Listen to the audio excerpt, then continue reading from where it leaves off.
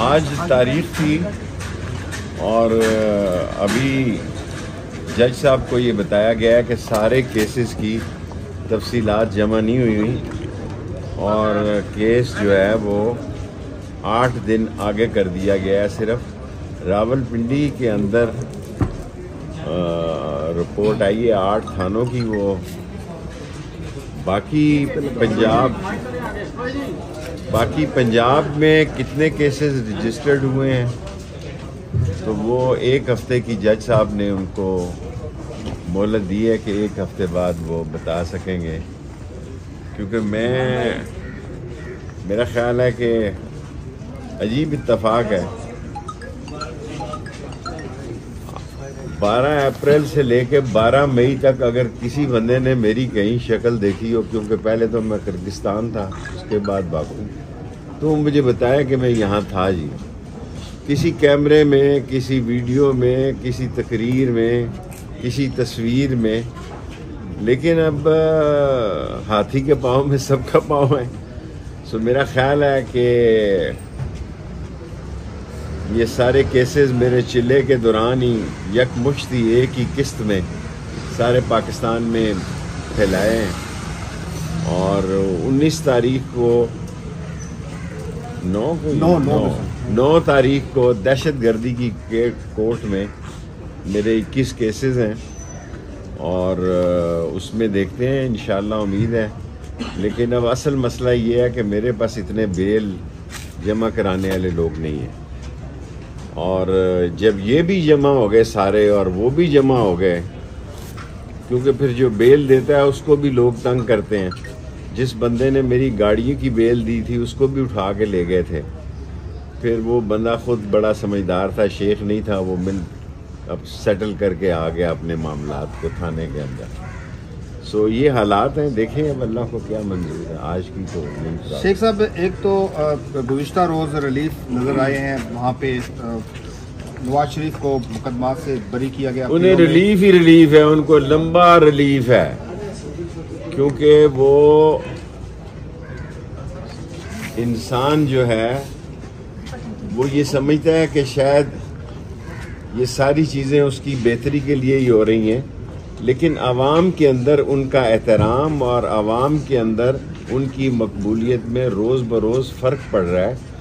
जो शख्स लोगों को बेवकूफ़ समझ रहा है वो खुद बहुत बड़ा बेवकूफ़ है और लोग जो हैं वो अब बहुत समझदार हो गए हैं। हर बंदे की जेब में टेलीफोन है और उसको समझ आया कि कैसे लाया गया, कैसे एयरपोर्ट पे अंगूठा लगवाया गया। कभी ऐसा भी हुआ है कि अंगूठे वाले चल के एयरपोर्ट पे आ जाएं कि आपका बायोमेट्रिक करना है, आप जनाब अली आपके पाँव में मेहंदी लगी हुई है, आपको बायोमेट्रिक ऑफिस ना जाना पड़े, आपके जो पाँव में छुनछने हैं और जो घुंघरू पहनाए गए हुए हैं वो वहाँ तक जाएंगे तो बदमज़गी पैदा होगी, आपका यहीं बायोमेट्रिक कर लेते हैं।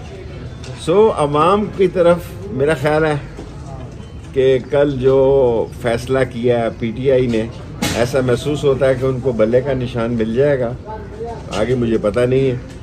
और ये जो चल रहा है कि मैंने किसी के हाथ कोई पैगाम भेजा, मैंने किसी के हाथ कोई पैगाम नहीं भेजा। सारी ज़िंदगी मैंने इन्हीं 3 हलकों में सियासत की है। हलके बदलते रहे, 58 से शुरू हुए हैं, फिर 60, 61, 62, अब 54, 55, 56। सो इन्हीं सरदार राज़िक साहब हमारे बड़े लायर हैं और बेचारे मेहनत करते हैं और शेखों से भी पैसे नहीं लेते। सो 54, 55, 56 में इंशाअल्लाह ताला 2 हलकों का मैं फैसला करूंगा। 10 तारीख से इलेक्शन कैंपेन शुरू करूंगा, कोई जलसे की जरूरत नहीं है। जिस आदमी ने 16 मई का कहस ज़दा दौर देखा है, जिस आदमी ने 16 मई का क़यामत ज़दा, भूख ज़दा, नंग ज़दा, तबाही और बर्बादी का, इक्तसादी और माशी और समाजी तबाही का शहबाज शरीफ का दौर देखा है, वहाँ काम करने की ज़रूरत नहीं। मैं इलेक्शन लड़ रहा हूँ पीडीएम के खिलाफ, कलम दवात के निशान पे।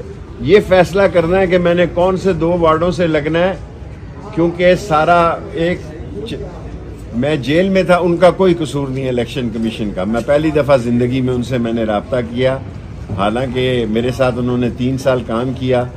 मैंने ज़िंदगी में कभी उनको कॉल नहीं की, लेकिन क्योंकि मैं 40 दिन के चिल्ले पे था, वो हल्का ऐसे बनाया कि फेवरेट जो मेरा इज़म है वो सारा रेलवे कॉलोनी और ग्वाल मंडी गार्डन कॉलेज से मेरा फेवरेट था, और सदर वो उस तरफ चला गया 54 में।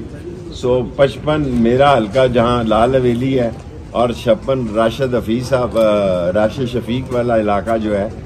सो इन तीनों में से मैं इंशाअल्लाह ताला 10 तारीख को फैसला कर,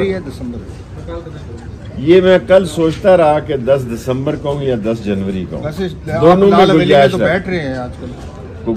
देखें, इनका तो ख्याल था मुझे लाल हवेली से उठा के बाहर फेंक दे, गंदे नाले में फेंक दे, लेकिन अल्लाह जब इज्जत देने पे आता है, अल्लाह, मेरा ईमान है कि फैसले आसमानों पे होते हैं। अल्लाह ने मेरा अंदर से दिल गवाही देता है कि ये दोनों हल्के कलम दवात के और शेख रशीद जीते। अच्छा सर, एक आखिरी क्वेश्चन ले लीजिएगा कि क्या समझते हैं, केस लड़ूंगा या इलेक्शन लड़ूंगा? अच्छा शेख साहब कल एक चेयरमैन की सूरत में एक नाम सामने आया, क्या समझते हैं? -1 पे अमल दरामद कर लिया गया। ये बताइएगा कि इलेक्शन कैंपेन में आप जा रहे हैं, आपके मुखालफिन भी कैंपेन कर रहे हैं, मैं नहीं, जो मुख्तलिफ हल्कों से शुकूक शुबात का इजहार किया जा रहा है कि इलेक्शन होंगे या भी नहीं होंगे, इस पर आप क्या कहेंगे?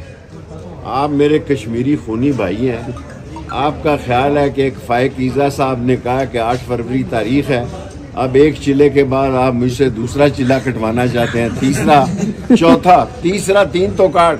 असल चिल्ला तो ये था ना जो 40 दिन का लगा, पहले तो वैसे ही हल्की फुल्की मौसीकी थी। 35 किलो मेरा वजन कम हो गया, ये मैं कालजों के कपड़े पहन रहा हूँ। इस मुल्क में पहला सियासतदान हूँ जो 35 साल पुराने कपड़े भी उसको पूरे आ गए। शेख साहब, आप हमेशा अवाम की बात करते हैं, अवाम में हो, अवाम से बाहर हो, अवाम का जो अवाम को पता है, अवाम इनको बुक कर देगी। अवाम जब वोट डालने जाएगी, अवाम ने अपना फैसला पोलिंग स्टेशन पर जाके बताना है, उसने दिल में छुपा के रखा हुआ है। और ये बड़ा खौफनाक पहलू है कि या इनको गश पड़ेंगे, इनके होश उड़ जाएंगे, और ये देखते रह जाएंगे कि अवाम ने क्या फैसला किया।